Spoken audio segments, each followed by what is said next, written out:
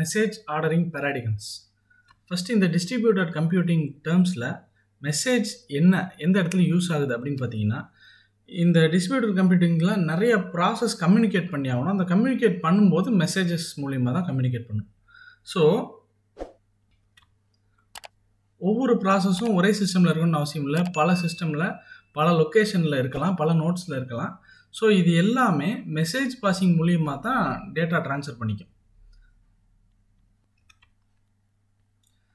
So இந்த ஸ்லைடில் இருக்கிறத ஷார்ட்டாக சொன்னால், ஒரு மெசேஜோடைய லைஃப் சைக்கிள் பார்த்தீங்கன்னா, 2 ப்ராசஸ் கம்யூனிகேட் பண்ணுறதுக்கு முன்னாடி வந்து ஒரு கனெக்ஷன் எஸ்டாப்ளிஷ் பண்ணும். நான் மெசேஜ் அனுப்ப போகிறேன்னு ரெடி மெசேஜ் அனுப்பும். அப்புறம் மெசேஜஸ் அப்டேட் பண்ணிக்கும். இங்கேருந்து P1லேருந்து P2க்கு மெசேஜ் போகும், P2லேருந்து P1க்கு மெசேஜ் வரும். அதுக்கப்புறம் நிறைய மெசேஜஸ் போகும்போது எல்லாம் சிங்க்ரனைஸ்டாக இருக்கான்னு செக் பண்ணிக்கும்.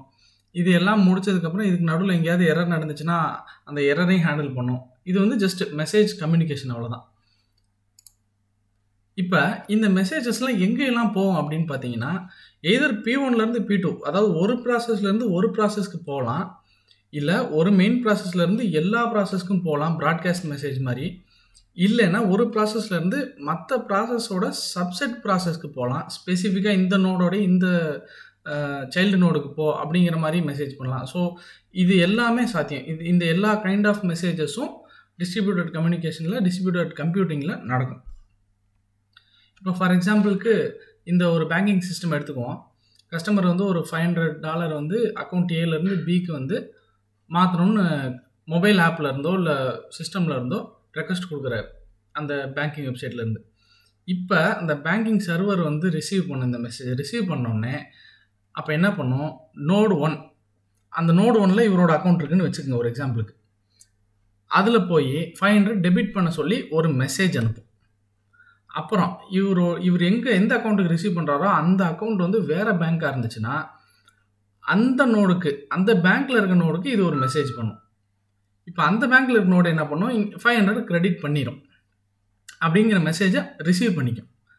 அடுத்தது இப்போ இந்த ரிசீவ் பண்ணதுக்கப்புறம் இந்த 2 நோடும், அதாவது பேங்க் ஏவோடைய நோடும் பேங்க் பியோடைய நோடும் இந்த மெசேஜை ரிசீவ் பண்ணதுக்கப்புறம் நோடு 1 வந்து டெபிட் சக்ஸஸ்ஃபுல்னு வந்துடும், அப்புறம் நோடு 2 வந்து கிரெடிட் சக்ஸஸ்ஃபுல்னு வந்துடும். இப்போ இந்த 2 மெசேஜையும் திருப்பி அந்த கோஆர்டினேட்டர் சர்வர் வந்து வாங்கி இது 2ம் சக்ஸஸ்ஃபுல் ஆனதுக்கப்புறம் டிரான்சாக்ஷன் கம்ப்ளீட்டட் சக்ஸஸ்ஃபுல்லின்னு கிளைண்ட்டுக்கு அனுப்பும். ஸோ இதுதான் ஒரு மெசேஜோட கம்ப்ளீட் லைஃப் சைக்கிள் இந்த ஃப்ளோவில். இப்போ இந்த இடத்துல நிறைய மெசேஜஸ் போகிறத நம்மளே பார்க்குறோம். இந்த மெசேஜஸ் போகிற ஆர்டர் வந்து 3 வகையான ஆர்டர் இருக்குது. அந்த 3 வகையான ஆர்டர் தான் மெசேஜ் ஆர்டரிங் பேராடிகம்ஸ். ஸோ அதில் ஃபஸ்ட்டு வந்து பார்த்தீங்கன்னா first in first out. For example இதில் பாருங்கள், ப்ராசஸ் P1 வந்து M1 மெசேஜ் 1, மெசேஜ் 2, மெசேஜ் 3 3 மெசேஜை ப்ராசஸ் 2க்கு அனுப்புது. இந்த ஆர்டரில் அனுப்புதுன்னா இந்த ஃபஸ்ட் இன் ஃபஸ்ட் அவுட்டில் பார்த்தீங்கன்னா என்ன ஆர்டரில் சென்ட் பண்ணுதோ அதே ஆர்டரில் ப்ராசஸ் P2 ரிசீவ் பண்ணும். M1 தான் ஃபஸ்ட்டு ரிசீவ் ஆகும், மெசேஜ் 2 செகண்ட் ரிசீவ் ஆகும், மெசேஜ் 3 தேர்ட் ரிசீவ் ஆகும். இதுக்கு நடுவில் ஃபார் எக்ஸாம்பிள் P2 வந்து மெசேஜ் 1 ரிசீவ் ஆயிடுச்சு, மெசேஜ் 2 வர்றதுக்கு முன்னாடி வேறு ஏதாவது ப்ராசஸ்லேருந்து ஒரு மெசேஜ் வந்துச்சுனாலும் வரலாம், அது வரக்கூடாதுன்னு இல்லை, வரலாம். பட் P1லேருந்து வர்ற மெசேஜஸ் வந்து என்ன ஆர்டரில் வருதோ அதே ஆர்டரில் தான் ரிசீவ் ஆகணும். இதுக்கு நடுவில் எத்தனை மெசேஜ் வந்தாலும் அதை ரிசீவ் பண்ணிக்கும். பட் P1 ஆர்டர் பார்த்தீங்கன்னா இதே ஆர்டர் தான். அதாவது என்ன சொல்ல வரேன்னா, M2க்கு முன்னாடி மெசேஜ் 2க்கு முன்னாடி மெசேஜ் 3 ரிசீவ் ஆகாது. இதுதான் ஃபஸ்ட் இன் ஃபஸ்ட் அவுட்.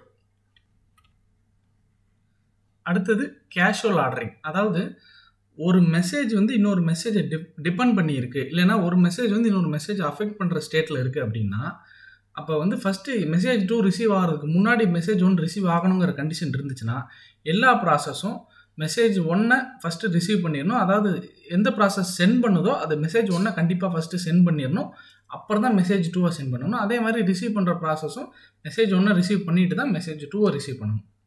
இதுதான் கேஷுவல் ஆர்டரிங். அடுத்தது டோட்டல் ஆர்டரிங். இது வந்து குளோபலாக எல்லா ப்ராசஸ்க்கும் வரும்.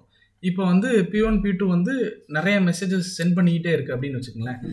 M1 தான் ஃபஸ்ட்டு வரணும், M2 செகண்ட் வரணும் அப்படின்னா எல்லா ப்ராசஸுக்கும் M1 தான் ஃபஸ்ட்டு ரிசீவ் ஆகும், M2 வந்து செகண்ட் தான் ரிசீவ் ஆகும். ஸோ இது 3 தான் மெசேஜ் ஆர்டரிங் பேராடிகம்ஸ்.